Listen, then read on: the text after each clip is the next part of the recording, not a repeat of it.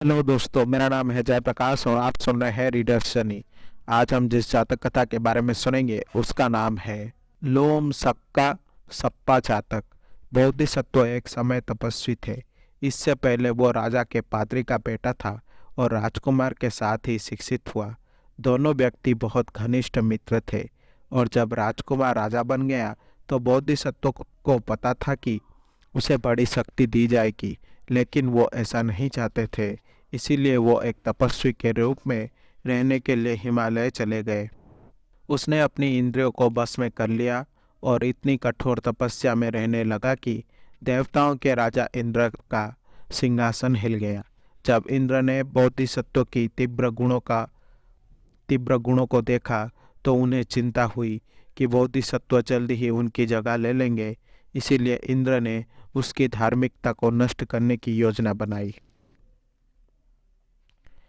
आधी रात को इंद्र राजा के शयन कक्ष में प्रकट हुए, हवा में तैरते हुए और प्रकाश बिखेरते हुए, और राजा से कहा कि यदि उन्हें पशु बलि देने के लिए बोधिसत्व मिल जाए तो वो अमर हो सकते हैं और पूरे भारत पर शासन कर सकते हैं। राजा उत्सुकता से प्रयास करने के लिए सहमत हो गया और अगली सुबह उसने बोधिसत्व को एक प्रस्ताव देने के लिए जंगल में एक सलाहकार भेजा। उसकी इच्छित सभी भूमि को बदले में एक पशु बलि करना होगा। बिना किसी हिचकिचाहट के बोधिसत्व ने इनकार कर दिया। बोधिसत्व के नहीं कहने के बाद इंद्र महल में लौट आए और राजा से कहा कि अगर वो बलिदान देने के लिए सहमत हो तो वो अपनी बेटी, जो एक दिव्य अप्सरा की तरह प्यारी थी, को बोधिसत्व को एक पत्नी के रूप में पेश करे। जब बोधिसत्व ने उसे देखा तो इंद्र ने कहा वो वासना से ग्रस्त हो जाएगा और विरोध करने में असमर्थ होगा। अगले दिन राजा ने अपनी बेटी को अपने सलाहकार के साथ जंगल में भेजा और इंद्र की भविष्यवाणी सच साबित हुई। जैसे ही बोधिसत्व ने राजकुमारी को देखा, वो अपना नैतिक ज्ञान खो बैठा और जुनून की शक्ति से कांपते हुए वो बलिदान देने के लिए तैयार हो गया। महल में वापस आकर राजा ने अपने पुराने मित्र का स्वागत किया और समारोह की तैयारी की। अगली सुबह वे बलि के गड्ढे में, जहां सैकड़ों चार पैर वाले जानवर एक पंक्ति में खड़े होकर अपने भाग्य का इंतजार कर रहे थे, लोग वहां जमा हो गए और उन्होंने बोधिसत्व से पुनर्विचार करने का आग्रह किया। लेकिन उन्होंने एक न सुनी। जैसे ही बोधिसत्व ने शाही हाथी का गर्दन पर वार करने के लिए अपनी तलवार उठाई, उससे भयभीत चीख निकल गई। तब मृत्यु के भय से अन्य सभी जानवरों ने ही वैसा ही किया।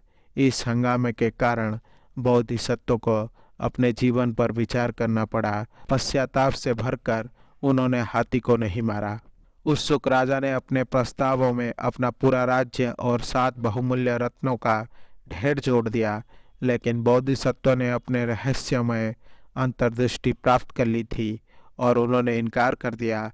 वह हवा में पालथी मारकर बैठ गया और उसने राजा को उचित आचरण का उपदेश दिया और उसे अपना शेष जीवन अच्छे कर्म करने में बिताने के लिए प्रोत्साहित किया, जिसकी शुरुआत बलि के गड्ढे को नष्ट करने से हुई। फिर बोधिसत्व घर वापस उड़ गए और फिर कभी प्रलोभन के आगे नहीं झुके। ये कहानी बुद्ध के जीवन काल में। बुद्ध का एक शिष्य उस सांसारिक जीवन की लालसा करने लगा जिसे उसने त्याग दिया था। उसे रोकने के लिए, मनाने के लिए बुद्ध ने उसे ये कहानी उस समय सुनाई जब वो स्वयं अपनी दिशा खो चुके थे और पाप में गिर गए थे। इसे सुनने के बाद शिष्य को ज्ञान प्राप्त हुआ। राजा का सलाहकार सारिपुत्र का पूर्व जन्म था, जो बुद्ध के शीर्ष शिष्यों में से एक था। आशा करता हूँ कि आपको ये जातक कथा अच्छी लगी होगी। अगर आपको मेरी वीडियो पसंद आई तो इसे लाइक करें और शेयर करें और ऐसे वीडियोस देखने के लिए मेरे चैनल को सब्सक्राइब करें।